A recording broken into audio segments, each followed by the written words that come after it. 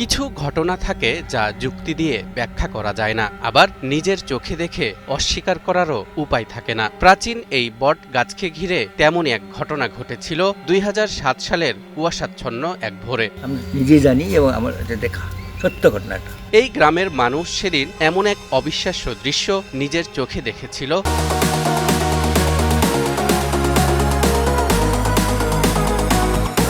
যা আজও তাদের অবাক করে দেয়। শুধু তাই নয়, ঘটনাটির কথা মনে পড়লেই তাদের গায়ের লোম দাঁড়িয়ে যায়। কথাটা মনে পড়লে গা শিউরে ওঠে, মানে এত অবিস্মরণীয় একটা ঘটনা আর কি।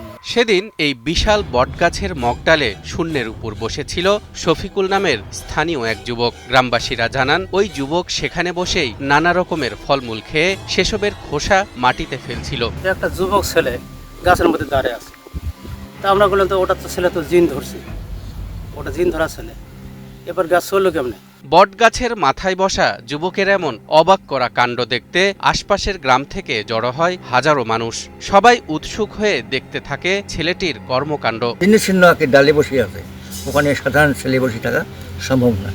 তারপর ওই ছেলে এখানে আবার ফল, আপেল, বিভিন্ন ফল আতর দিচ্ছে এবং অনেক করে নিচ্ছে। এই ১০-১২টা হতে হতেই বহু লোক জমা হয়ে গেল। এক পর্যায়ে মগডাল থেকে একদম সোজা পায়ে হেঁটে তরতর করে নিচে নেমে আসে ছেলেটি। সে সময় তার সাথে ছিল না কোনো দড়ি, ছিল না কোনো সুরক্ষা ব্যবস্থা। কেবল দুই হাত দুপাশে ছড়িয়ে বাতাসের উপর ভর করে নেমে এসেছিল ওই যুবক। লোকজন বেশি জমায়েত হওয়ার কারণে তখন জিন লোকটাকে ছেড়ে দেয়।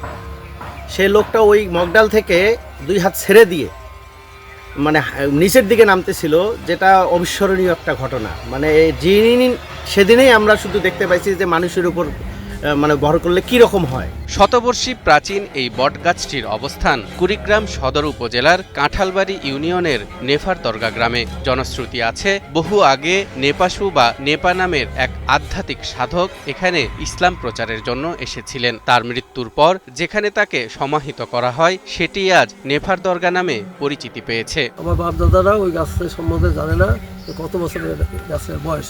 এখানে যে বট গাছটা আছে এর একটা বড় একটা বৈশিষ্ট্য, সেটা হলো 3টে মৌজা সীমানায় এই বট গাছটা অবস্থিত। গয়ারি, আদগ্রাম, প্রথাপ।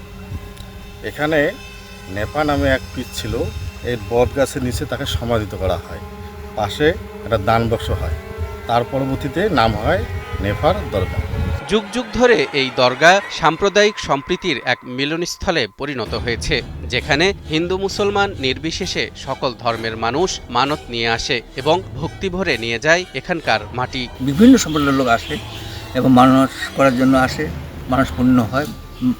অনেকে মাটি নিয়ে গিয়ে তারা বিভিন্ন মানুষ পূর্ণ করে এবং আবার ফিরে এসে তার পূর্ণভাবে প্রতিদান দেয় আর কি। ২০০৭ থেকে ২০২৬ সময়ের হিসেবে কেটে গেছে ১৯টি বছর। শফিকুলের ঘটনা প্রত্যক্ষ করা লোকজন কেউ বেঁচে আছে, কেউ নেই, কিন্তু নেফার দরগার সেই বিশাল বটগাছটি আজও দাঁড়িয়ে আছে সেই ঘটনার সাক্ষী হয়ে।